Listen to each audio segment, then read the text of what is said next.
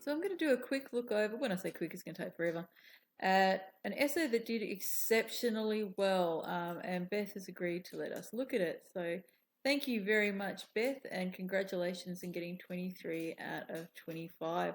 I also had the head of department have a look at it, so you can feel fairly sort of like confident that this is a good mark and it's deserving.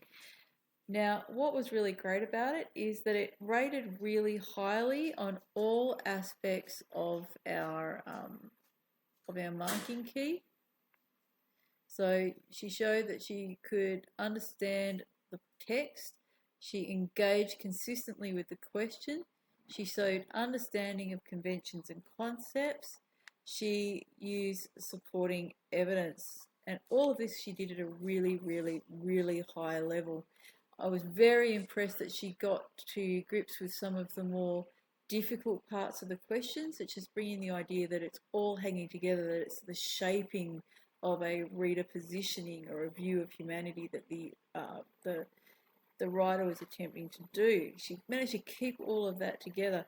She kept the idea of conventions in, and she really got the whole idea of the unsettling view coming all the way through, keeping it very focused on how we see ourselves. She even brought in the moral aspect of humanity that wasn't really required, but she managed to do it. So she did really well. Once again, congratulations. So the introduction was my first sign that I might have a 90 percenter on my hands. Let's read it.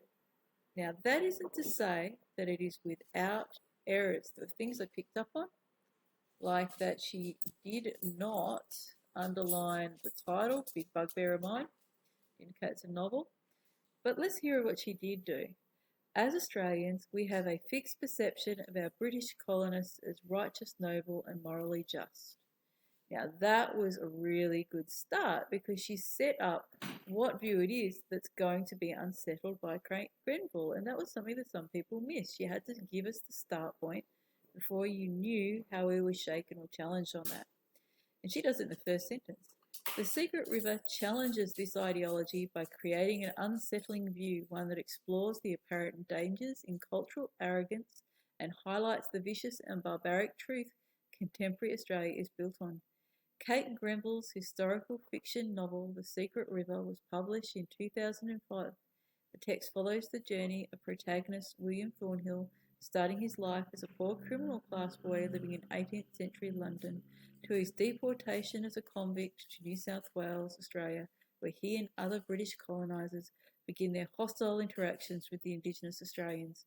Grenville intends to acknowledge the Aboriginal experience and to undermine the deep-rooted oppression and marginalisation of the Indigenous people that is often blatantly ignored in post-colonial Australia and its historical narratives.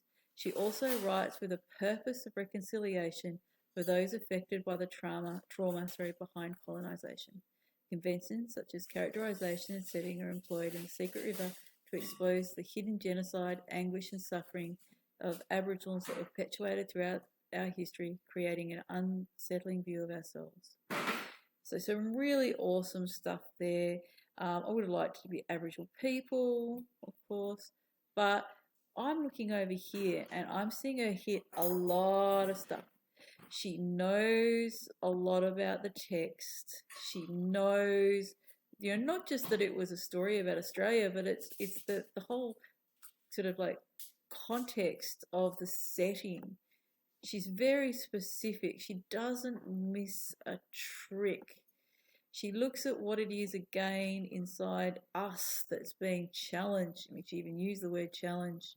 Um, she's consciously used words as a way of giving her tone, showing her hand in terms of where the reader is actually going to be positioned to end up. And she's, of course, using the language of the question, but she's doing it in a very natural way and hasn't forgotten that this is a construction assignment. So she's making sure she's getting absolutely everything. She's showing that she's got knowledge and understanding of the text. She's showing that she's engaging with the question. She's giving an indication that she's got a really high level understanding of concepts and the idea that of, you know, what it is that this text is trying to shape through its construction. She's not yet at supporting evidence, of course, because this isn't the main body, but her expression is really, really, really consistent. Couple of little missteps every now and then with her phrasing and some of the things she chooses to say in terms of the way she doesn't put Aboriginal people, she puts Aboriginals, things like that. But because she's taking such high risks using extremely specifically chosen language, it shows quite high level of fluency, she's only going to lose about half a point for that. I really wouldn't take more than half a point out of the 5 for expression there at the most. And that would be at the most.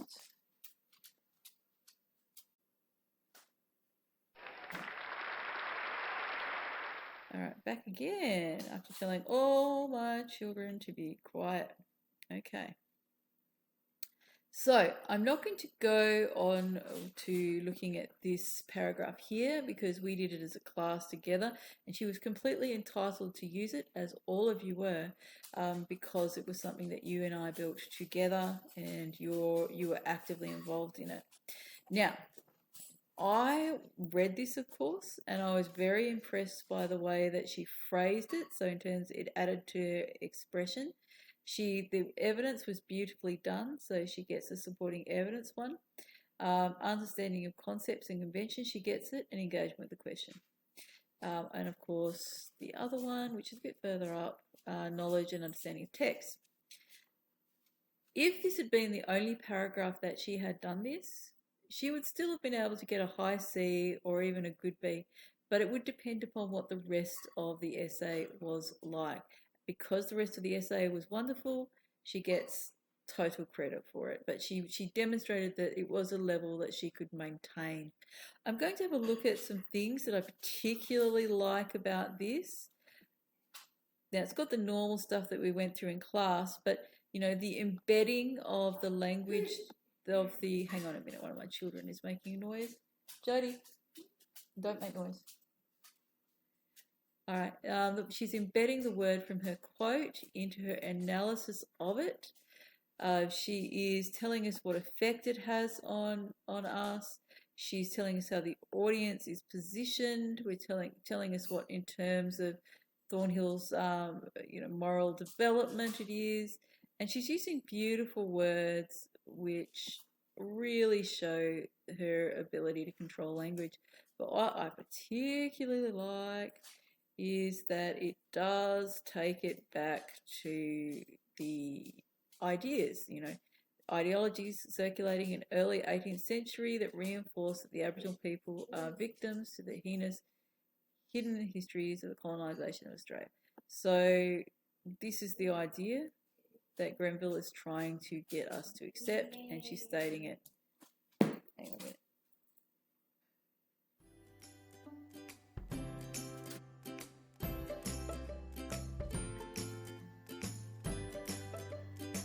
Now, of course, I was already really...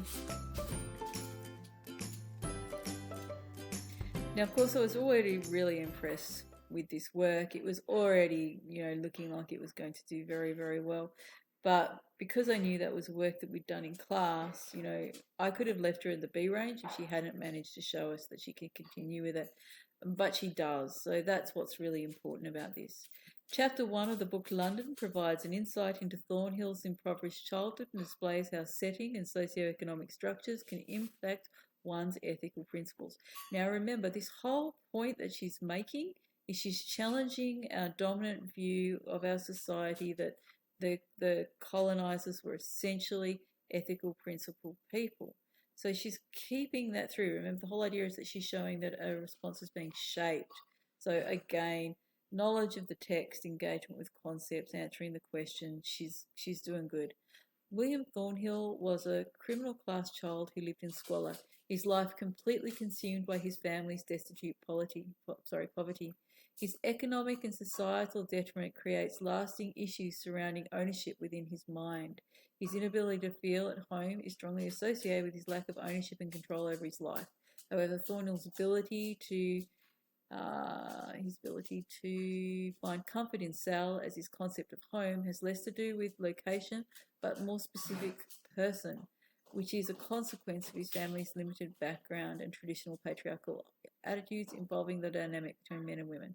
Now, I'm not saying it's perfectly phrased, but what I will tell you is it's the difference between some students who just retell this story and somebody who tells me the context to make it important to their analysis. And that's what she's done. She's told me, it sounds like she's telling me just, where he's from and what his experiences is, but also she's managing to tell me about his class. She's telling me about his psychological positioning as a result of his experience as a child. It's getting a lot of work done as well as giving me the context, and that's what I want. That's the perfect thing. Thornhill's, if over here, knowledge and understanding of the text and understanding of conventions and concepts, she understands what class is. She understands what patriarchy is. She understands power relationships. And that's really going to help her. Thornhill's dire poverty and early marginalisation and repression is made evident in the following example. No one can move an elbow without hitting the wall, a table, a sister, or a brother. The description of Thornhills the Thornhills in their cramped situation establishes an atmosphere of extreme spatial pressure and construction. Really well. She's actually what she's done is she's shown her understanding of imagery as a convention. She's managed to articulate it, what I would have liked to, and what she lost half a point because she does it consistently. She actually used the word imagery. I know this is mostly about characterization, but what she's describing there is imagery or setting. And I need to have that meta language appear, even though in some ways she's gone further than kids who actually do use the word setting, do use the word imagery. She's surpassed them in terms of her demonstration of her understanding of it, but she does have to use the word. It evokes a feeling of claustrophobia and is suppressive to the development of William Thornhill as a character. Being so restricted and helpless as a young boy evokes a deep longing of William as a character. Within him to find a home and a burning desire to attain real power. Again, I've got this idea of power relationships. These are not the stoic, hard-working but fair living Australians of our idea of what convicts are. Consequently, Thornhill's class is an imperative factor in the novel, as his desire to overcome economic structures that bind him contributes to his moral degradation later in the text, reinforcing the horrific truth behind our honourable British colonists. There she's coming back to the question, engaging with the question. She's even using scare quotes to make it what appears to be, like if she didn't give some sort of tone to that, I might have been saying that she's being a bit passive, but that tone is a little sarcastic, a little dark, and that's saying the idea that, that we've had that idea ripped from us now. That's answering the question that gets her the marks. Let's have a look at the next paragraph. Throughout Thornhill's life in New South Wales, it becomes clear he's a flawed person, but it's only towards the conclusion of the text that audiences discover to what extent external variables can ramify integrity. Not the best choice of words there, but I really appreciate, her attempts to use really, really subtle, nuanced language throughout. So I'm going to be really quite kind. And as I said, I'm only taking half a mark off because otherwise she wouldn't get credit for what she does do. Whilst Thornhill is in New South Wales, he finds himself becoming socially prosperous. And his dream to surmount economic barriers to become a man of wealth suddenly seem attainable. So she's got that idea of the psychological effect of societal pressure, those power hierarchies within our society that money and class create. She's keeping it part of it. He supports the project of colonisation as it is of benefit to him, but vehemently rejects his involvement in the violence that accompanies colonisation. At first, he finds himself becoming a bystander to the hostility towards the Aboriginals. Again, it was like Aboriginal people. His silence amounting to his connivance to a system that guarantees his social security, to which he has been deprived of his entire life. See, some phrasing issues. However, as the story progresses, Thornhill becomes fully aware of his choice to stand up against the violence to protect the Indigenous people, and he simply chooses not to. That is lovely. After all the complexity of all the language beforehand, some of it not always correct, by making it so simple, that's actually quite effective. It's the idea of switching discourse ever so slightly, and that actually creates emphasis. So it's the idea that he chooses to not help. It's those kind of things that showed her as a writer and not just somebody just, putting onto the page stuff that they had learned. She's actually crafted this. And that really helps too with her being able to demonstrate that this is, the shaping, the crafting of a text, and she's doing the same thing. His gradual corruptness and compliance in the very animosity he once so strongly rejected is evidence in the following quote. Thornhill watches the massacre around him. He points his gun at people, but doesn't shoot. With his choice not to shoot his gun, Thornhill shows he wishes to remove himself from the situation and to dismiss himself of any accountability without physically moving. Now, here, she does what I said she did before again. She's showing she understands why it's constructed that way. She does. But I wanted her to write something about that use of that present tense, that placing him in the moment, and the emphasis on his physical detachment from what he is doing. And which would go, when it's a wonderful sort of symbolic metaphor to the idea of contemporary Australians who are being challenged at the moment from their own kind of detachment from their past, their refusal to acknowledge it, gave you a really good opportunity that didn't quite come in. But again, I really need you to use the language when you're looking at these sorts of things, because that's where this sort of thing comes. His loyalty to the English system and colonial violence allows him to finally feel powerful and fulfilling his yearning to have a home and ownership. He knows that what he is doing is wrong, but the power he derives from having ownership of his land is enough justification for his involvement in the horrific massacre, or at least to appear like he is. This idea challenges the audience's egalitarian values. So again, we're going back to the question, making sure the question is part of it, and creates unsettlement, giving the underdog who we were rooting for at the beginning of this novel willingly participates in the gruesome mass murder of innocent human beings. So the concept of the underdog is again looking at the idea of who our audience is. Our audience is Australians. We're egalitarian. We like fairness. We like the idea of the person with less power rising above, which we thought was Thornhill, and instead we see him now as a horrific, violent person. In summary, William Thornhill's deterioration as a virtuous, admirable character and his adherence to the English system is greatly due to social and economic structures. Awesome. Now there, I could have got her from not going enough back to the question, but she already had just the sentence before. Scrapes through.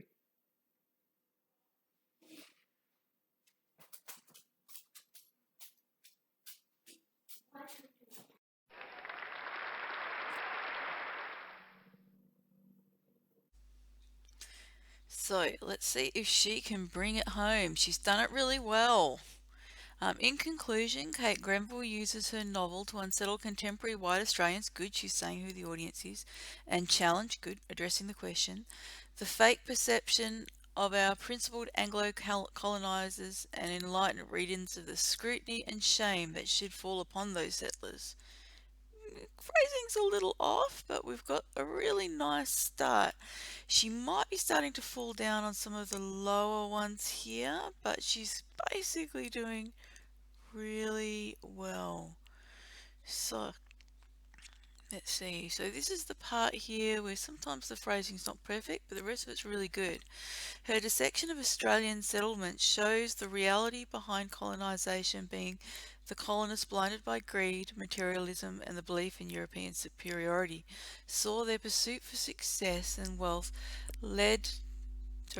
turned to wrongful dispossession and massacre. Bit wordy, but I like that she's using these kinds of things. She's looking at systems. Smash's ideological framework represents the very worst of traditional attitudes of misogyny and violent xenophobia that pollutes the mind of the once compassionate William Thornhill. Thornhill's repressed issues with power and ownership originate from his impoverished childhood and become majorly impactful on the development of his character. The eventual corruption of his morality through the conscious choice to comply with the colonial system is strongly associated with aesthetic and economic structures enforced in his early life. Throughout our history, though our history can be confronting and shameful for non-Indigenous Australians, the countless wrongdoings against the Aboriginal community are beginning to be recognised and accepted by modern society.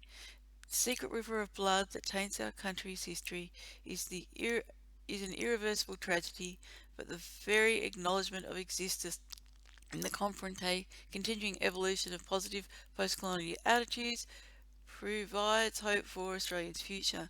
Now, my reading of that was dreadful, so I do apologise. I like here that she's made a reference to the source of um, the title of Secret River, and I really, really, really like that she's gone to sort of the whole wider context of it. Even with my bad reading of it aside, though, at times it was a little clunky.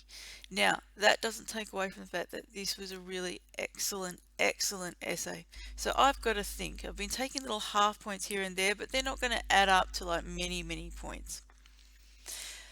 I'm thinking that she's definitely going to have to get good marks in these top two.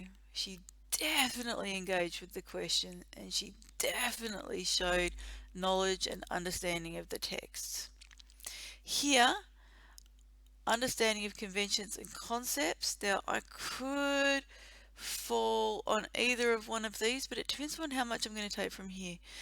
I'm thinking 4.5 to 5, just simply because she explained the concepts really, really, really, really well. She didn't always name them, and that's going to be a problem. But I have a choice whether I want to take that from here or here.